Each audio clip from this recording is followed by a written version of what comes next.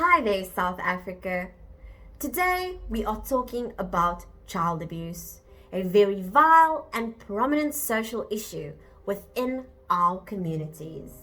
South Africa is noted to have a 5.5 per 100,000 children being subject to child abuse. This puts us under a great spotlight globally, and not a good one, might I add. Being higher than the global incidence of 4 per 100,000 children being subject to child abuse, South Africa has broken records in a very, very bad light, according to UNICEF. We as South Africans need to ask, what can we do to lower that number? What can we do to protect our youth and save the future leaders of this generation? So, if we look at the study totals, we're seeing that female children are more likely to fall victim to child abuse and neglect. Female children tend to suffer side effects of emotional and psychological effect, whereas males tend to become aggressive and resort into physical aggression and later abuse themselves, as the cycle so promotes. This tells us that we need to break these generational cycles.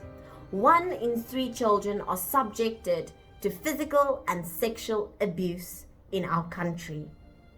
1 in 10 children are facing neglect, whether it is starvation, sleep deprivation, deprivation of a safe, clean, healthy home, access to water and sanitation, access to appropriate medical care, and so the list goes on.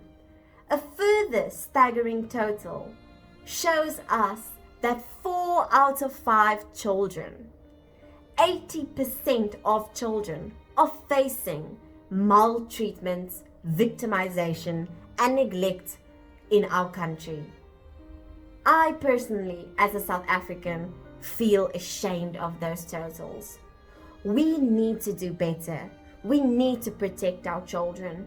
We need to be asking ourselves, what can I do as a community role player to activate all those in communities, to educate them, to inform them on the protocols of reporting child abuse and protecting the most vulnerable in our society.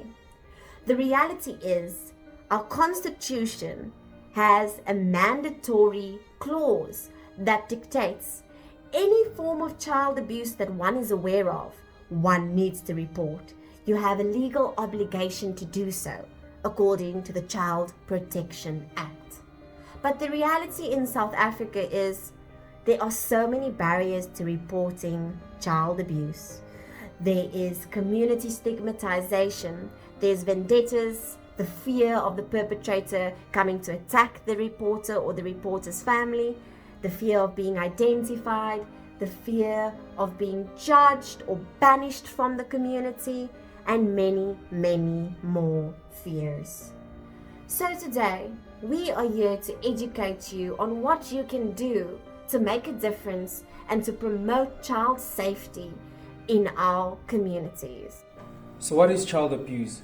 Child abuse can be seen as any single or repeated act of harming a child deliberately so as to hurt their feelings or their body, and it can happen to boys or girls in any family.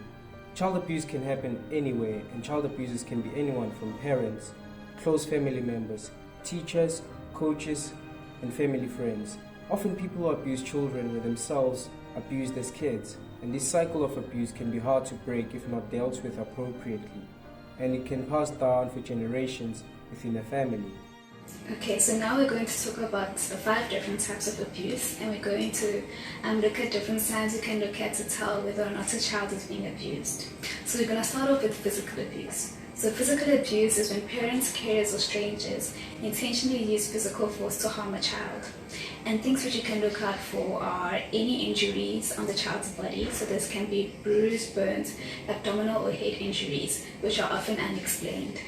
You can also see changes in the child's weight. This can be failure to gain weight or drastic weight gain. They can also have headaches and stomach aches, which a lot of the time have no medical cause. And then they also complain of abdominal pain and bedwetting. Next, we're going to talk about sexual abuse. So sexual abuse is forcing or coercing a child to engage in sexual activity. And some of the signs that you might want to look out for is a child who's inappropriately interested or has knowledge about sexual acts or terminology. A child who has a lot of nightmares and also bedwets. Drastic changes in the child's appetite. Overcompliance or extreme aggression. Fear, and this fear tends to be of a particular person or a particular family member. Depression and suicide, and self-mutilation. And this is things such as self-inflicted cuts, sores, and burns. Next, we're going to talk about emotional abuse. So emotional abuse is constantly saying or behaving in a way which makes a child feel inadequate, unloved, or worthless. And things that you might want to look out for is depression, apathy, hostility and stress, a decrease in the child's concentration, eating disorders, headaches, nausea, and abdominal pain, and there may be suicide attempts. Next, we're going to talk about neglect. So neglect is when a carer fails to meet a child's basic needs when they have the means to do so. So these basic needs are things such as food, shelter, love and attention, and needed medical attention. So things which you might see in children who are neglected is them wearing unsuitable clothes for the weather. So for example, on a cold day, that child will be wearing unsuitable clothes. A child who is dirty or unbathed.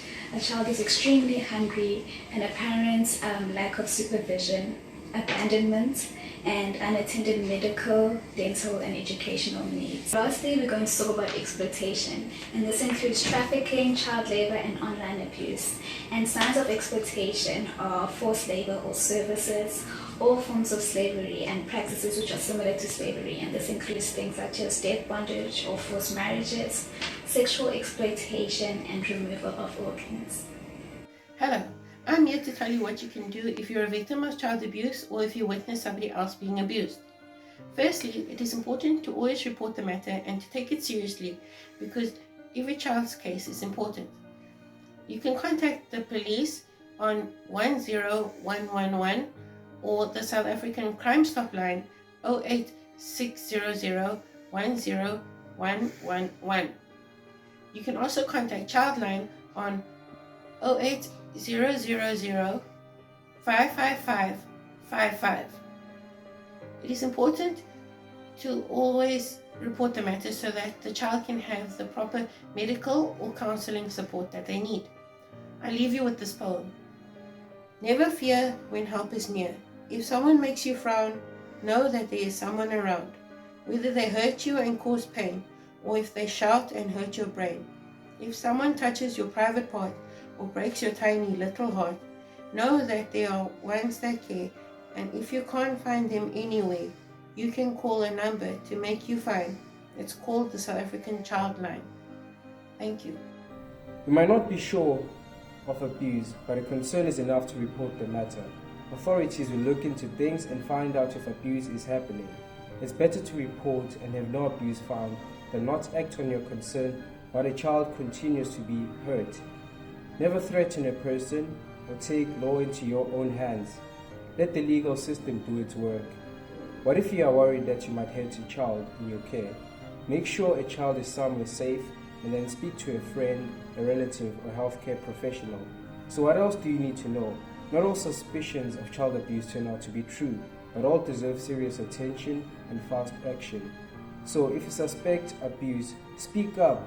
If a child tells you about abuse, take it seriously. All children deserve to be heard, protected, and helped.